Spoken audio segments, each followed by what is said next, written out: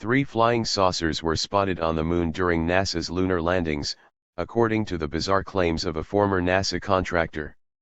In a video testimony, Donna Hare says the space agency covered up a series of UFO sightings that they codenamed Santa Claus.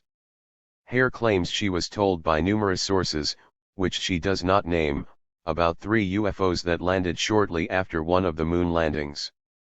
She does not specify when this took place, according to an article in Express. I walked into a restricted area of the photo lab where they developed film from the moon and other satellite pictures, Hare recalls in the video. A gentleman pointed my attention to one area of this mosaic. I believe they were satellite pictures, but I'm not sure. Hare describes seeing a round shadow at the correct angle with the sun shining on the trees in the picture. What I knew he meant was, it was a UFO, but he couldn't tell me, she explains. Not only is she accusing NASA of hiding UFOs from the public, she also told the world the agency has doctored and obscured thousands of photos. She went on record to state the agency erases anomalies from pictures before selling them to the public. During her time NASA, she was employed as an illustrator and photographic slide technician, and received many awards for her work.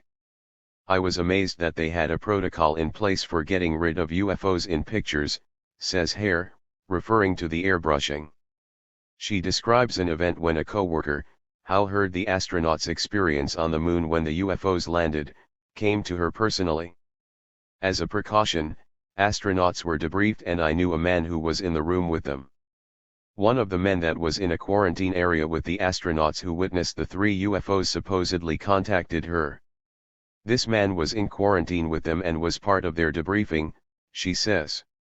He said a lot of them talked about their experience of these crafts following them. I believe there were 3 of them on the moon when they landed, and I believe that the code word for them was Santa Claus.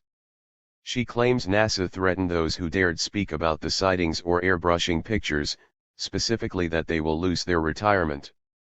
Giving one occurrence, she claims a man, who was a security guard at NASA, came into her office, and said he was scared for his life. He said soldiers made him burn pictures, but he couldn't look at them, Hare explains. He looked at one picture, where he saw a UFO on the and then shortly after he was hit in the head with the butt of a gun.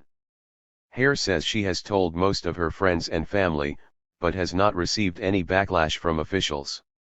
They didn't threaten to kill me, but I got the message I shouldn't talk about it, she explains. But I'd already talked about it so much it didn't really matter anymore.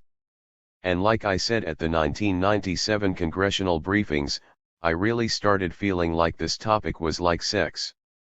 You know, everybody knew about it but nobody talked about in mixed company. NASA has yet to respond to dailymail.com about the claims. Hare isn't the only one claiming to have seen UFOs and NASA covering them up.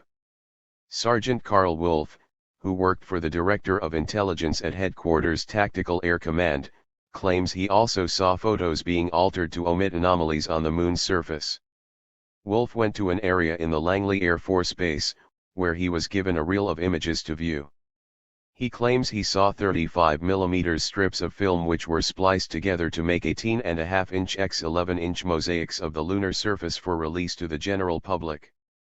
An officer told him that there was a moon base, made by aliens, on the dark side of the moon, and it was their job to airbrush them out.